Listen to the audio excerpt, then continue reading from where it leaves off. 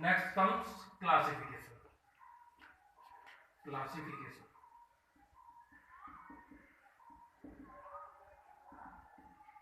So anxiolytic are mainly divided into three categories.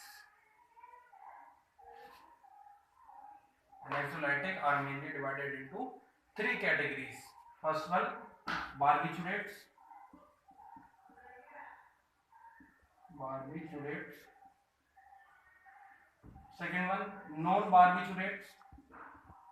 Non-barbiturates. And third one, benzodiazepines. Benzodiazepines. These are the categories of anxiolytic. Anxiolytic के अगर हम classification के बारे में बात करें तो anxiolytic में मेनली थ्री कैटेगरीज में डिवाइड होती है. फर्स्ट वन आती है हमारी बार्बिचुरेट्स, सेकंड आती है नॉन बार्बिचुरेट्स एंड थर्ड आती है बेंजोडाइजेपाइन्स. ठीक है. अब firstly we will discuss about the barbiturates. Barbiturates होते क्या है? ठीक है. तो any of a class of sedatives और sleep induced drugs. Any of a class of sedatives और sleep induced drugs. Any of a class of sleep induced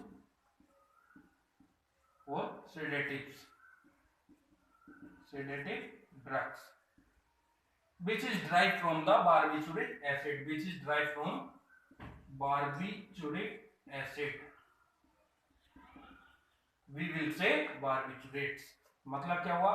किसी भी सेडेटिव्स या स्लीप इंड्यूस यानी कि जो सेडेशन कोज करती हैं, ठीक है, यानी कि स्लीप इंड्यूस्ड ड्रग्स. ठीक है.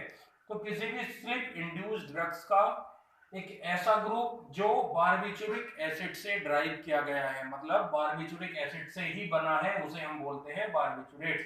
अब बार्बिचुरिक एसिड क्या होता है? आपने 12th में पढ़ा होगा. ऑर्गेनिक एसिड ही होता है. ठीक है. एक ऑर्गेनिक एसिड होता है, यानी कि बार्बिचुरिक एसिड से बना हुआ स्लीप इंड्यूस्ड ड्रग्स का एक ऐसा ग्रुप. ठीक है. जिसे हम क्या बोलते हैं? बार्बिचुरेट्स बोलते हैं. सेकंड आता है non barbiturates. For example of barbiturates का एग्जांपल हमारा क्या होगा? Phenobarbital. First one Fino, PHENOBARBITAL, phenobarbital. Second होगा पेंटोबार्बिटल. ठीक है. तो ये होती है हमारी बार्बिचुरेट्स. बार्बिचुरेट्स होती क्या है? एक क्लास होती है. किसकी क्लास होती है? ड्रग्स की. और वो ड्रग्स हमारी कौन सी होती हैं? सेडेटिव्स होती हैं या फिर स्लीप इंड्यूस्ड ड्रग्स होती हैं, जो हमारी स्लीप पैटर्न को या स्लीप इफेक्ट को क्या कर देती हैं? इंड्यूस कर देती हैं, बढ़ा देती हैं. ठीक है. उन्हें हम क्या बोलते हैं? बार्बिचुरेट्स. लेकिन हमेशा ध्यान रखना, वो बार्बिचुरेट्स हमारी किससे ली गई होंगी? बार्बिचुरिक एसिड से ली गई होंगी. अगर वो ड्रग्स बार्बिचुरिक एसिड से ली गई हैं और स्लीप के इफेक्ट को इंड्यूस कर रही हैं, बढ़ा रही हैं, तो अब उन्हें हम क्या बोलते हैं? बार्बिचुरेट्स. सेकंड आता है हमारा non barbiturates. Non barbiturates mean simple है, जो बार्बिचुरिक एसिड से ड्राइव नहीं की गई है. जो बार्बिचुरिक एसिड से ड्राइव नहीं की गई है उन्हें हम बोलते हैं नॉन बार्बिचुरिक. ठीक है. फॉर एग्जाम्पल डाई डाइफेनहाइड्रामाइन या फिर एथेनॉल. ETHANOL, ethanol. ठीक है. ये होते हैं हमारी नॉन बार्बिचुरेट्स. ठीक है. और बार्बिचुरेट्स हमारी कौन सी होती हैं? फिनोबार्बिटल और पेंटोबार्बिटल. ठीक. तो ये थे हमारी दो कैटेगरी किसकी? एनेक्सोलाइटिक की. फर्स्ट वन कौन सी थी हमारी? बार्बिचुरेट्स. बार्बिचुरेट्स मींस क्या होता है? किसी भी सेडेटिव्स या स्लीप इंड्यूस ड्रग्स का ग्रुप जो बार्बिचुरिक एसिड से ड्राइव किया जाता है, उन्हें हम बोलते हैं बार्बिचुरेट्स. या सेकंड होता है हमारा नॉन बार्बिचुरेट्स, मतलब जो बार्बिचुरिक एसिड से ड्राइव नहीं किया जाता है. फॉर एग्जांपल एथेनॉल या फिर डाइफेनहाइड्रामाइन. उसके बाद आती है हमारी थर्ड कैटेगरी. थर्ड कैटेगरी वो कौन सी थी हमारी? बेंजोडाइजापाइन्स.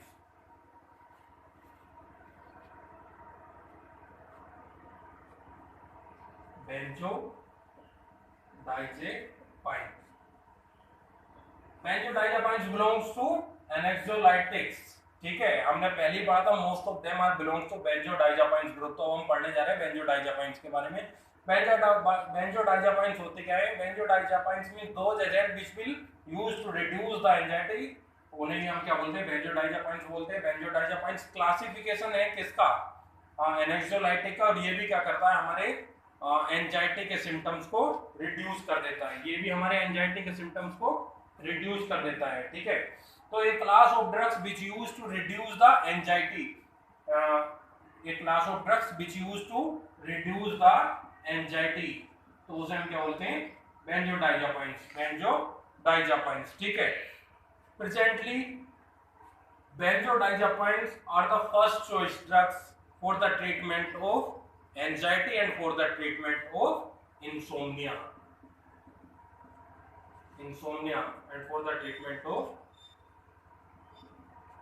insomnia।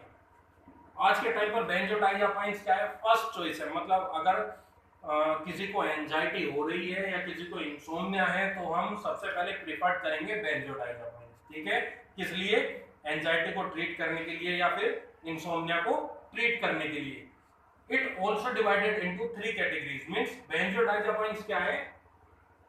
बेंजोडाइजापाइन्स क्या थी? Benzodiazepines means any class of drugs which used to reduce the anxiety, जो हम एंजाइटी को रिड्यूस करने के लिए प्रोवाइड करा रहे हैं, ठीक है। और आज के टाइम पर बेंजोडाइजापाइन क्या है? फर्स्ट चॉइस ड्रग्स है किसकी? एंजाइटी को या इंसोम्निया को ट्रीट करने के लिए। लेकिन बेंजोडाइजापाइन्स भी क्या होती है? 3 कैटेगरी में डिवाइड हो जाती है, ठीक है। 3 कैटेगरी में क्या होती है? डिवाइड हो जाती है। फर्स्ट है very short acting, very short acting, second है शॉर्ट एक्टिंग, और थर्ड आती है हमारी लॉन्ग एक्टिंग, ठीक है। वेरी शॉर्ट एक्टिंग और लॉन्ग एक्टिंग, ठीक है। तो वेरी शॉर्ट एक्टिंग में क्या होता है? It have an short half life. Very short acting benzodiazepines जो होती है उनका अर्ध जीवन बहुत छोटा होता है, ठीक है, बहुत ही छोटा होता है। कहने का मतलब क्या है कि अगर हमने ये वेरी शॉर्ट एक्टिंग बेंजोडाइजापाइन्स ले ली है, हम इनटेक कर रहे हैं, तो बहुत जल्दी ही बॉडी में क्या होगी? हमारी डिसॉल्व हो जाएगी और बहुत जल्दी ही वो बॉडी को छोड़ देगी। मतलब क्या है? बहुत जल्दी काम करेगी और बहुत जल्दी उसका असर क्या होगा? खत्म हो जाएगा, ठीक है। तो बेंजोडाइजापाइन्स मींस वेरी शॉर्ट एक्टिंग बेंजोडाइजापाइन्स का जो हाफ लाइफ होती है वो कैसी होती है? वेरी शॉर्ट होती है, वेरी शॉर्ट। दिस मींस क्या हुआ? They are processed more quickly into the body and leave the body more quickly। मतलब क्या हुआ कि वो बॉडी में बहुत जल्दी से ही एक्टिवेट हो जाएंगे और बहुत जल्दी से ही उनका रोल बॉडी में क्या होगा? खत्म हो जाएगा, ठीक है। लेकिन अगर हम वेरी शॉर्ट एक्टिंग ड्रग्स ले रहे हैं, means very short acting drugs have a greater risk of withdrawal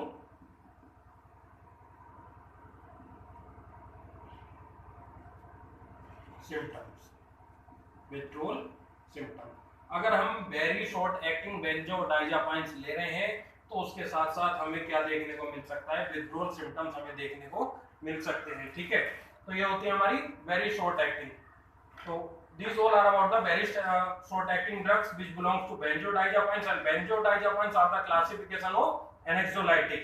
very short acting, it have an short half life। short half life means इनका जो अर्ध जीवन होगा वो कैसा होगा? बहुत कम होगा। ये बॉडी में बहुत जल्दी से क्या होंगे? डिसॉल्व हो जाएंगी और बहुत जल्दी से ही बॉडी को क्या कर देंगी? लीव कर देंगी, छोड़ देंगी, ठीक है। अगर हम वेरी शॉर्ट एक्टिंग ड्रग्स ले रहे हैं मींस एंजाइटी को रिड्यूस कर रहे हैं, हमें इंसोम्निया नींद नहीं आ रही है, उस समय हम वेरी शॉर्ट एक्टिंग बेंजोडाइजापाइन्स ले रहे हैं तो क्या होगा? उसके बाद हमें पर्सन के अंदर विथड्रॉल सिम्टम्स देखने को मिल जाएंगे। सेकंड आता है हमारा शॉर्ट एक्टिंग इनका भी जो हाफ लाइफ होता है वो शॉर्ट होता है। It have an short half life, ठीक है।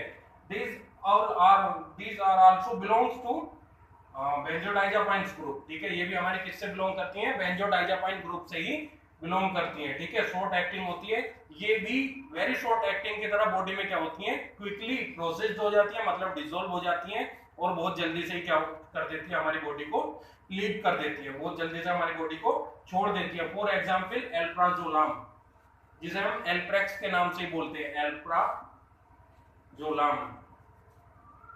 एल्प्राजोलाम के बाद ओक्साजेपाम, ठीक है। ये हमारी क्या है, शॉर्ट एक्टिंग ड्रग्स है। शॉर्ट एक्टिंग ड्रग्स मतलब जो हम एंजाइटी को रिड्यूस करने के लिए ले रहे हैं, लेकिन इनका जो अर्ध जीवन होता है वो वेरी शॉर्ट एक्टिंग से थोड़ा ज्यादा होता है, मतलब होता दोनों का ही कम है। वेरी शॉर्ट एक्टिंग की हाफ लाइफ शॉर्ट होती है, वेरी शॉर्ट होती है, और शॉर्ट एक्टिंग की हाफ लाइफ कैसी होती है, शॉर्ट होती है, मतलब वेरी शॉर्ट एक्टिंग से थोड़ी ज्यादा होती है।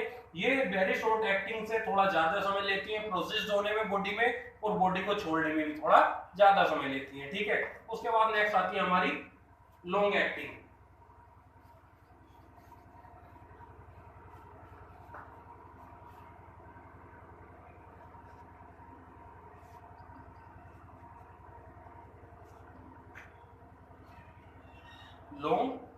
Long acting बेंजोडाइजापाइन। तो लॉन्ग एक्टिंग बेंजोडाइजापाइन्स क्या होते हैं, it have N long half life.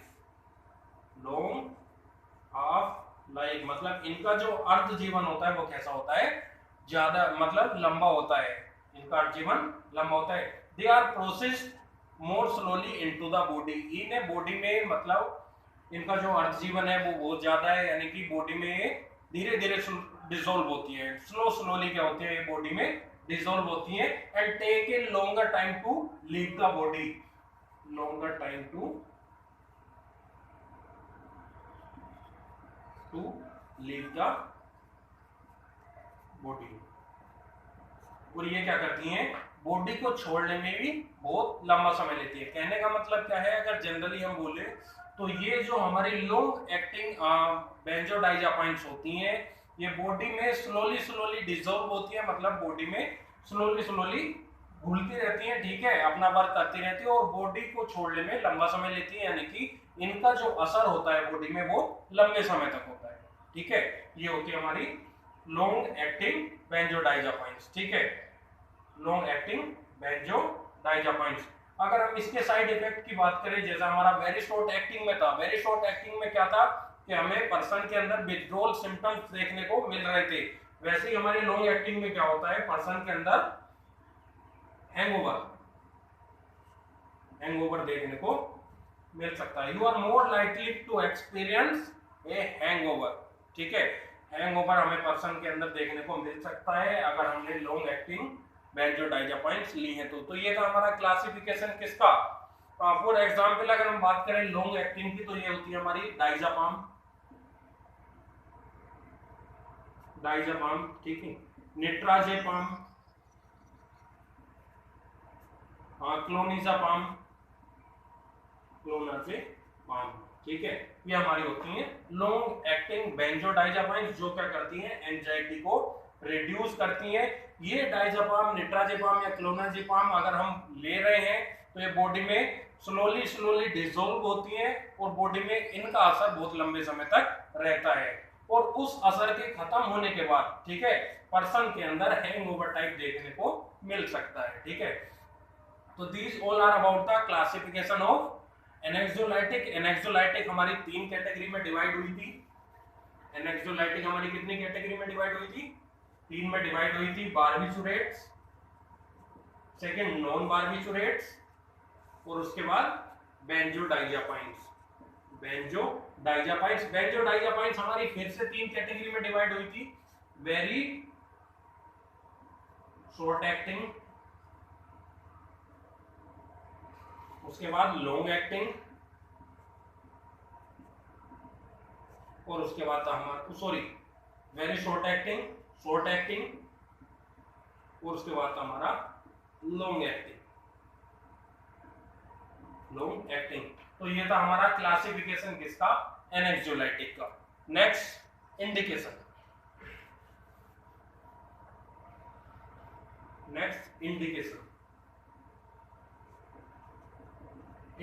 अब इंडिकेशन मींस किस कंडीशन में हम एनेक्सोलाइटिक या हिप्नोसेडेटिव्स या एंटी एंजाइटी ड्रग्स या माइनर ट्रैंक्विलाइजर ड्रग्स प्रोवाइड करा सकते हैं, ठीक है।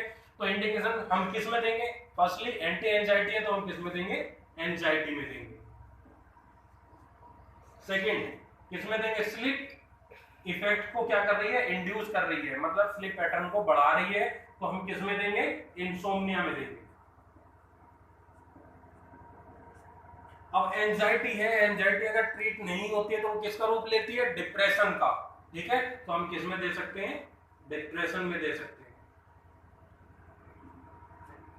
उसके बाद एंजाइटी और हमें किस किस में देखने को मिलती है, ठीक है, हाँ, social phobia. Social phobia means a person can't play the role in the presence of the society, in the presence of people, मतलब लोगों के सामने जो पर्सन क्या करता है, अपने एक्शन को प्ले नहीं कर सकता है, उसे हम बोलते हैं सोशल फोबिया, यानी कि पर्सन के अंदर क्या होती है, उस समय एंजाइटी होती है, तो हम किस में दे सकते हैं, सोशल फोबिया में भी हम इसे दे सकते हैं। नेक्स्ट और किस में दे सकते हैं हम, ओसीडी।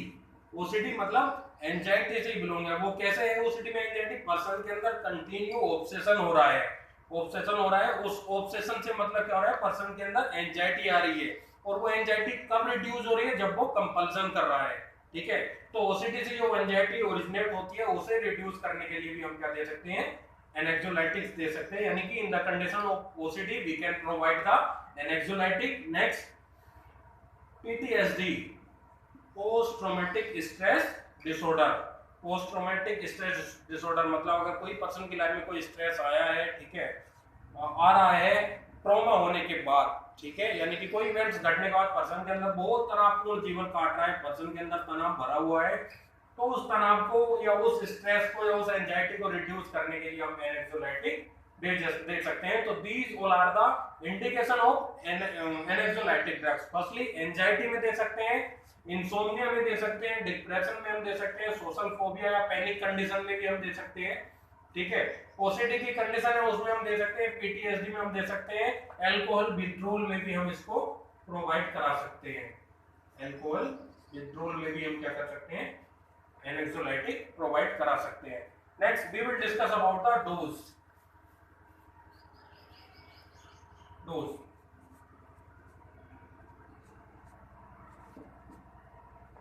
तो डोज याद करने का एक सिंपल सा फॉर्मूला है, A C D L N O, A C D L N O. A for alprazolam, एल्प्राजोलाम।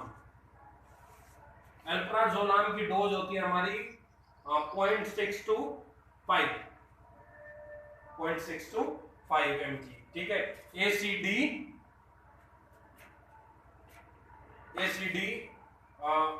L N O, alprazolam 0.6 to 5 होती है, उसके बाद C4 होता है